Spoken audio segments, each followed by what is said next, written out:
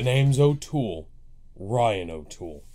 What's going on, guys? Ryan O'Toole back here again, giving you guys another ranking video. If you guys are new here, feel free to click that subscribe button and that bell notification icon for more reviews, reactions, rankings, and more movie content. With the release of No Time to Die, the 25th film in the James Bond franchise, a big, massive franchise, it's time for me to give you guys my ranking for all 25 James Bond movies from worst to best. I watched most of these movies for the very first time recently, leading up to this movie, just so I can give you guys my ranking of the Bond series. Let me know down below in the comment section what your guys' ranking would be for all 25 Bond movies. If you don't want to do all 25, that's fine. If you want to just do the Daniel Craig movies, that's totally fine. Let me know in the comments below. And also, let me know who your favorite James Bond actor is. Mine would be Daniel Craig. Keep in mind, this is my ranking. Again, if you're a James Bond diehard, you're probably going to have a different ranking than me. This is my opinion overall. I watched most of these for the very first time. These are just my thoughts overall.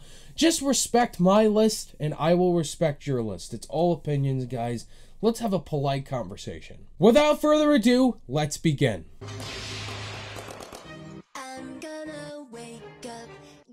Die Another Day was Pierce Brosnan's final Bond film, and I thought this movie was a frustrating watch to watch. It is so absurd. The opening Bond song from Madonna is absolutely annoying. I can't stand her cameo either. It just felt like Pierce Brosnan didn't give a damn anymore about being Bond. Even though this movie does have a good cast, I really like Halle Berry as the Bond girl Jinx. She's really gorgeous in that orange bikini. Rosamund Pike as a villain in here. She's the henchwoman. And the villain in here, Gustav Grave, was a very underwhelming villain. I could not stand that plot twist with him. And it's probably the most over-the-top Bond film, one of the more over-the-top Bond movies, with Bond surfing in this tsunami in Alaska in the cold. Like, the CGI was just god-awful. And yeah, Die Another Day was a really bad Bond movie to watch. This is easily my least favorite Bond movie. Diamonds are forever. Diamonds Are Forever is so bad. This is such an awful movie. Oh my goodness. Sean Connery looked like he was 61 when he came back in this movie. Apparently they paid literally over $100 million to bring Sean Connery back. And Diamonds Are Forever is just a really bad movie, but I really like the Bond song from Shirley Bassey, Diamonds Are Forever. It's definitely one of the best Bond songs. Apparently, Bond's mission pretty much is to collect some diamonds, apparently from the British agency or something, and he goes up against some of the worst Bond villains in the series, and of course, Blofeld, one of the more iconic Bond villains. But the twist in here with Blofeld having a clone was really dumb, and I hate the henchmen in this movie. Sean Connery felt like he was sleepwalking in this movie just to get a nice big paycheck, and Bond in here is probably the most unlikable I've seen from him. So all around, Sean Connery is fantastic as Bond, but in this movie, he's not very great.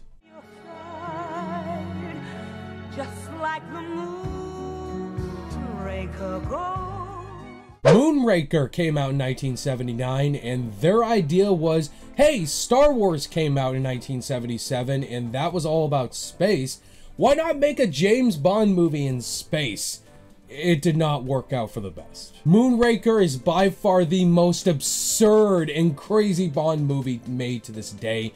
I mean, a freaking Bond movie taking place in space and having this laser battle as well is really, really stupid. Roger Moore, he's definitely my least favorite Bond. I think he's the worst Bond by far. He's had the worst films, but he's not bad as the character. I really like him as Bond. I know people hate on him. Just Roger Moore, he was cast way too old to be James Bond. Holly Goodhead is definitely an okay Bond girl. She's not one of the best Bond girls. Hugo Drax is the villain. Just a very over-the-top villain, but I do like Hugo Drax as a villain. They brought Jaws back in here from The Spy Who Loved Me, and he is just really stupid in here. I just cannot stand just his redemption as well as him finding a lover. Everything on space pretty much was really over the top. The villain Hugo Drax basically wants to wipe out humanity and just have humanity in space. It's very similar to The Spy Who Loved Me. Moonraker is definitely a dumb Bond film. It's got some entertaining moments to it. I like Roger Moore as Bond, but this is definitely my least favorite of his movies.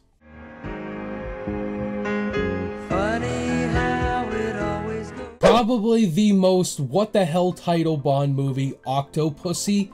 What the hell? Why would you name a Bond movie Octopussy? A thing I do like in this movie is that you put Q more in the field, and Desmond Llewellyn is definitely the best Q by far. I actually like that.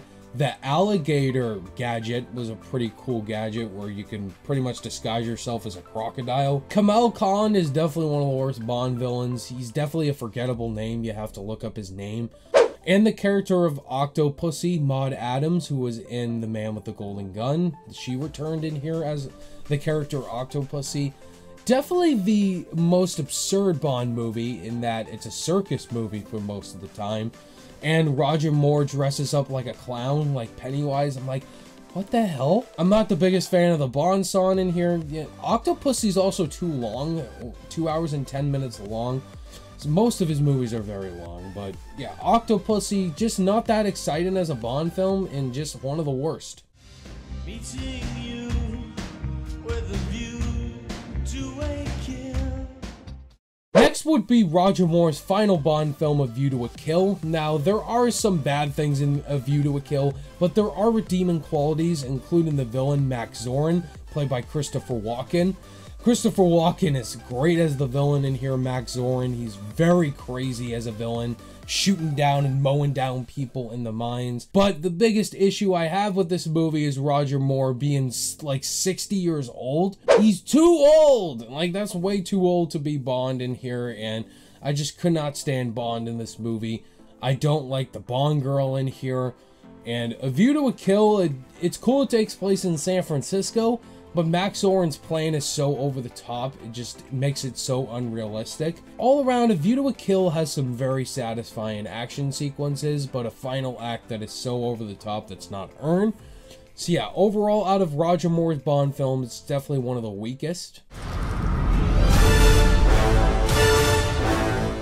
I'm very disappointed by putting this film so low on the list, but it's Spectre. This movie bored the ever-living heck out of me when I saw it in theaters for the first time, and I enjoyed it slightly more second watch.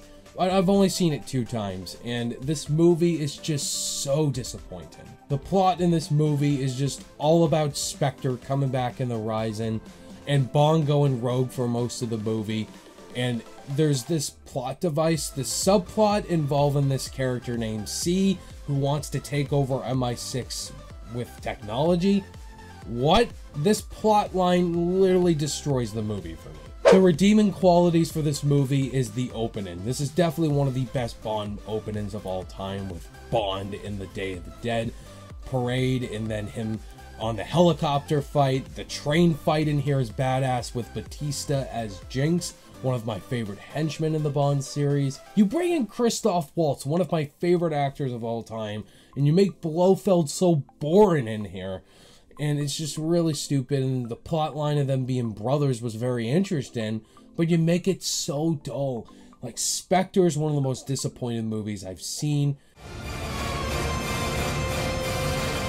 And very neck and neck with Daniel Craig's other film, Quantum of Solace. Quantum of Solace is another very disappointing Bond movie. Apparently this movie was part of the writer's strike, so this was only an hour and 45-minute Bond movie, which gets at the edge over Spectre. It's shorter, but Bond in here is fine. Daniel Craig is great, but the villain in here, what's the dude's name? And the Bond girl in here is fine, just not the best. But Quantum of Solace has some solid action sequences in here. I do give it that. And it is watchable compared to Spectre. I don't get bored. So all around, Quantum of Solace is not a great movie at all. It's one of the worst Daniel Craig Bond films. But it's just forgettable. Darling, Tomorrow Never Dies is the Pierce Brosnan Bond movie, it's just There's things I like and things I really do not like at all. I think Elliot Carver is a fine villain. I love Jonathan Pryce as an actor, but his plan pretty much is to be a media mogul and start World War III. That's pretty absurd. And Pierce Brosnan's great as James Bond. I do really like the scene where he's controlling his car with his phone or something. That was a cool gadget in there. And the action's pretty cool. I mean, it's just okay. I like the Bond girl, Michelle Yeoh. I think she's a badass, and she has some really satisfying scenes in here. But it's got a terrible screenplay around, and it's just a Bond movie. Like, there's things I like and don't like. An assassin that's second to none, the man with the golden gun. The Man with the Golden Gun is an okay Bond movie. I do like things about this movie. I do like Christopher Lee as the villain in here, Francisco Scaramanga. He's definitely the saving grace of the film. Roger Moore is fine as Bond, but it's got some of the weakest Bond girls by far. I don't like Mary Goodnight, even though she's beautiful. And Maud Adams was pretty forgettable in here. They brought back that sheriff character that I could not stand in here. And there's just really stupid sequences by far. And the Bond song is okay. So all around, The Man with the Golden Gun, not the greatest Bond movie, but it is solid watch. A great villain though. For your eyes only can see me through the night.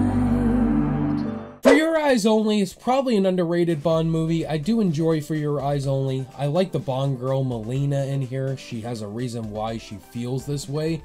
Her parents' death. And the villain in here, Julian Glover. I do love Julian Glover. And it's got some really satisfying action. And it's probably one of the more darker Roger Moore Bond movies. So yeah, For Your Eyes Only, it was a simple Bond plot line.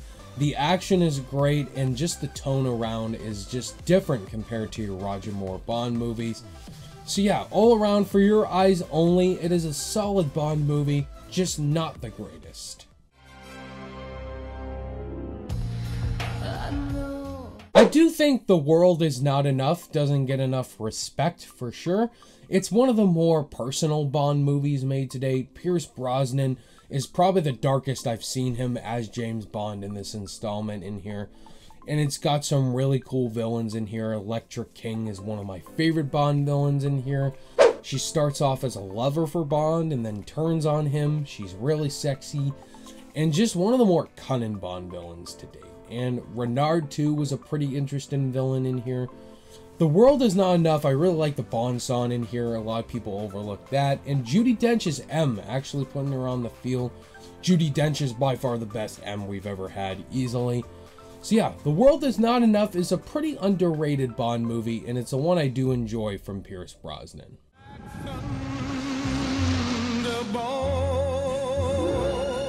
Thunderball is probably the most absurd Sean Connery Bond movie. This movie's way too long. It's definitely a boring watch, if I were to say so myself.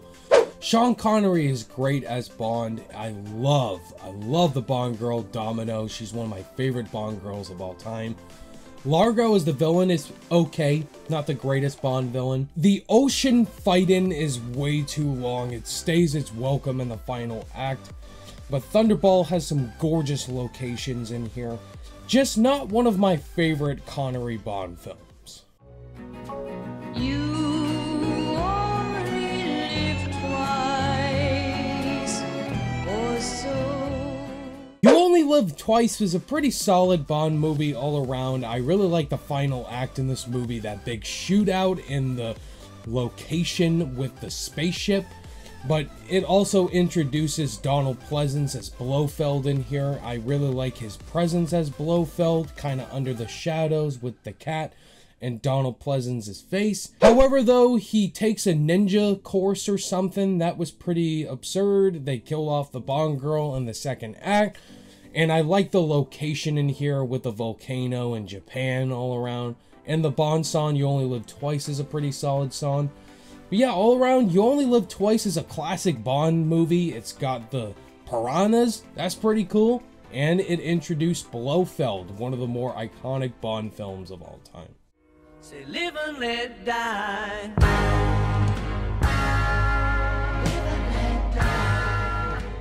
Live and Let Die is probably one of my favorite Roger Moore Bond movies. This movie was awesome. I do enjoy Live and Let Die. Roger Moore, great introduction for him as Bond. The villains in here are great. You got Dr. Kananga, played by Yaphet Kotto of Alien fame. Really liked Kananga in here. His death is really funny. And Teehee, great henchman too. It got a lot of flack because all of the villains in this movie are black and James Bond is white, so there's that controversy. That didn't bother me. I do really enjoy the villains in here. Live and Let Die is probably similar to Last Crusade. Like, those movies are very similar. This is the Last Crusade for James Bond. Live and Let Die has some really cool action scenes with that boat chase, and the sheriff character, this is where he gets first introduced. Cannot stand that character. I like Felix in here. M's fine. Yeah, Live and Let Die is a really entertaining Bond movie. Definitely one of the best Roger Moore ones.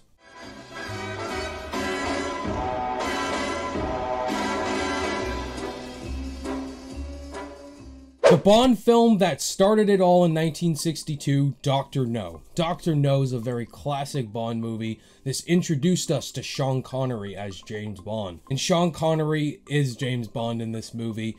Dr. No, love him as a villain too. Very quiet, very emotionless, and just very creepy.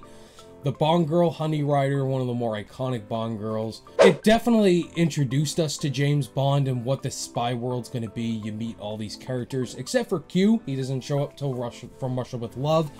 M gets introduced, Moneypenny as well, and Bond as well, just going on his adventure and stopping Dr. No and Spectre's plans. So yeah, overall, Dr. No is a very entertaining Bond movie. The three blind mice Bond song in here is iconic. So yeah, Dr. No introduced James Bond, for Christ's sake.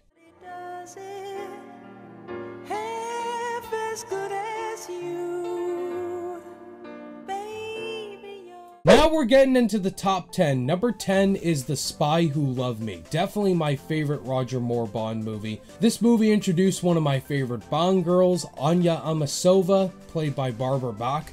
Definitely one of the best Bond girls. She's definitely very equal to Bond in here. She's a spy as well as a lover for Bond. And it introduced one of the best Bond henchmen with Jaws. Jaws was pretty intimidating in here. He's not in Moonraker, but he is in here. I love that train sequence with him in Jaws. And it also has probably one of my least favorite Bond villains with Stromberg. He's very similar to Hugo Drax. He just basically wants to wipe out humanity and have humanity under the ocean. Very over the top. But I love Roger Moore as Bond in here. Definitely his best performance as Bond, I would say. But The Spy Who Loved Me is one of my favorite Bond songs of all time. The action's great. The ocean setting is very cool. Love the lair for Stromberg, and his death is solid. So yeah, all around, The Spy Who Loved Me, definitely one of the best James Bond movies.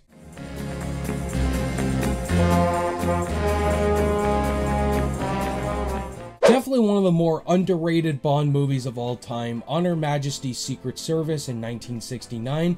This Bond movie got a lot of flack because Sean Connery didn't return for this one. It was George Lazenby. It was George Lazenby's only Bond movie, and I thought George Lazenby was solid as Bond. He's definitely better than Roger Moore in my opinion. I love the story in here with Bond going to Switzerland, facing off against Blofeld, played by Telly Savalas, one of the best Blofelds. And Diana Rigg, too, as Tracy, easily steals the entire movie. I love Tracy in here. Her death at the end is so sad. This is definitely one of the saddest Bond movies ever. The action in this movie is awesome. The car chase in the finale. There's ski chases in this movie. Definitely the most epic ski chases. It is a little too long. I will say that as an issue.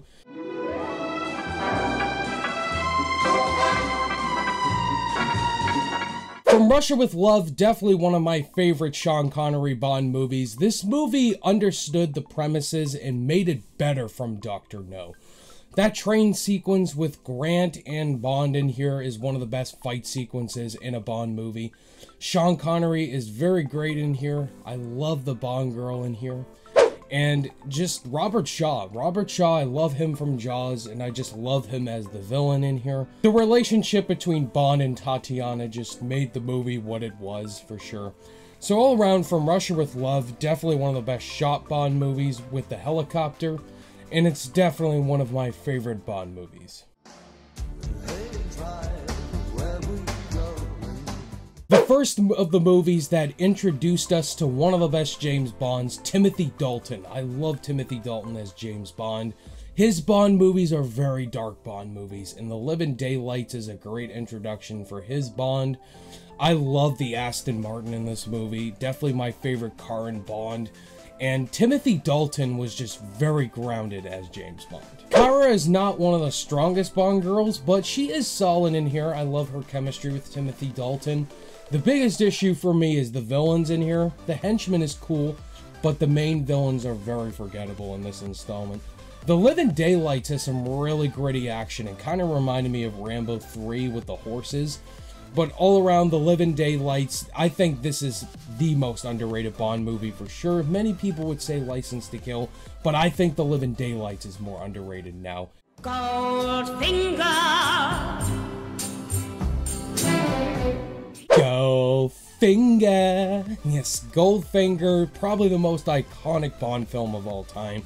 This is the best Sean Connery Bond movie for sure. Sean Connery in his prime as Bond. And this has the best villain-henchman duo of all time with Goldfinger and Oddjob. Oddjob's my favorite henchman in the Bond series. I love Goldfinger as a villain. He's one of the best Bond villains of all time. He just wants to take over Fort Knox and just is obsessed with gold. And this has the best villain and hero dialogue exchange in a Bond film. Do you expect me to talk? No, Mr. Bond, I expect you to die! Just, Goldfinger is a very iconic Bond film. And this also introduced Pussy Galore. My name is Pussy Galore. I must be dreaming. So yeah, Goldfinger is an awesome Bond movie.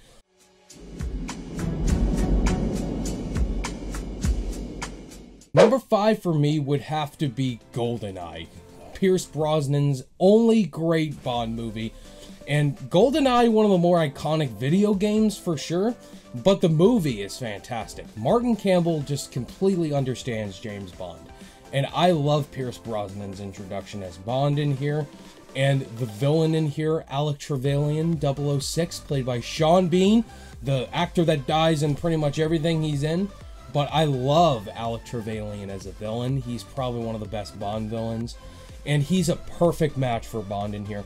But the villain henchman in here, Xenia Onatopp, played by Famke Janssen, very gorgeous. She's probably the most gorgeous Bond woman of all time.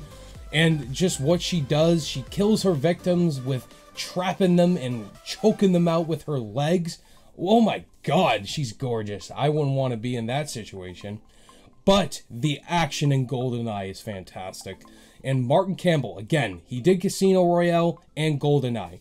So yeah, all around, Goldeneye, fantastic Bond movie, and one of the more personal ones.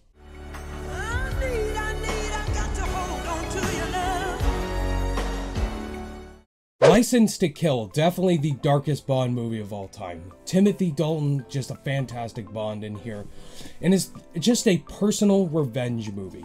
Bond goes rogue from MI6 and gets his license to kill license suspended and gone. And because of Felix Leiter getting seriously injured, and he's going after the villain Sanchez. Sanchez is one of the best Bond villains of all time. He makes it personal. And the friendship they form is pretty interesting in here. License to Kill has some of the darkest kills of all time in here. Just the guy getting blown up into a balloon. And Benicio del Toro, his first movie, him getting shredded. Oh my god, and the explosions and Sanchez getting set on fire. License to Kill is the darkest Bond movie of all time. It could have been rated R, but Timothy Dalton, this is Bond like we've never seen him before. He is not afraid to do what he has to do to get revenge, and it's the darkest we've seen from Bond.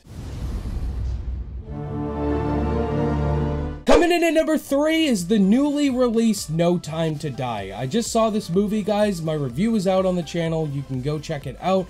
And I thought this was a fantastic conclusion for Daniel Craig as Bond.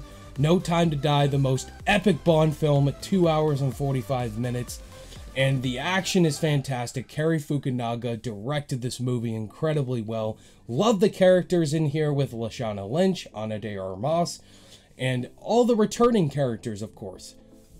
Rami Malek as Safin, not a perfect Bond villain. I thought he was just fine. But I think No Time to Die is one of the most emotional and personal Bond films of all time. Bond is at the darkest he's been and the most complex. All around, I did a review. You can go check out my thoughts for No Time to Die. I just thought this was one of the best Bond movies of all time. And it got me with the emotions at the end. Number 2 is Skyfall. Skyfall is a perfect Bond movie, the Dark Knight for James Bond. Sam Mendes directed this movie perfectly well. Roger Deakins' cinematography is flawless, oh my goodness. And Daniel Craig as Bond, you got Javier Bardem, my favorite Bond villain of all time, as Raul Silva. A lot of people complain that his plan is pretty basic, he just wants to kill M. But the planning and everything, his motivations, he just wanted to rig the MI6 system with the subway and with Bond and with M. The first act is intense with that motorcycle chase and with Bond getting almost shot dead. The second act, getting introduced to Silva, seeing his island, and just the subway system, that shootout in the court. And the final act at Bond's house, we get to see Bond's house and how he grew up as an orphan. And pretty much Silva shooting down the Aston Martin. You don't shoot out Bond's car. And so, yeah, that final act was perfect. And Adele's Skyfall song is the best Bond song of all time. Let's be real. Skyfall, one of my favorite Bond movies. Casino Royale is a perfect origin story and reboot to the James Bond franchise and introduced us to Daniel Craig's Bond. Daniel Craig is the best James Bond of all time. He's perfect to Ian Fleming's novels and is what James Bond should be. The action in this movie is freaking amazing! The first act, the second act, the third act. Mads Mikkelsen as Le Chiffre, one of my favorite Bond villains of all time. This guy is just a human being. You understand why he's doing the bad things he's doing. He's just this banker funding terrorists for a reason, or else they're gonna kill him. And that casino showdown in the second act, the entire second act is like an hour long, this whole poker game. It's just great. Like, it is a perfect origin story. The Batman Begins for Bond, Casino Royale, the best Bond movie ever! There you have it, guys. That was my ranking for all 25 Bond movies. Did you guys agree with my list? Probably not. Let me know your list down below. Let's have a great discussion. Thank you guys so much for watching this ranking. All my social media links are in the description below. I'll see you guys in the next video. Bye!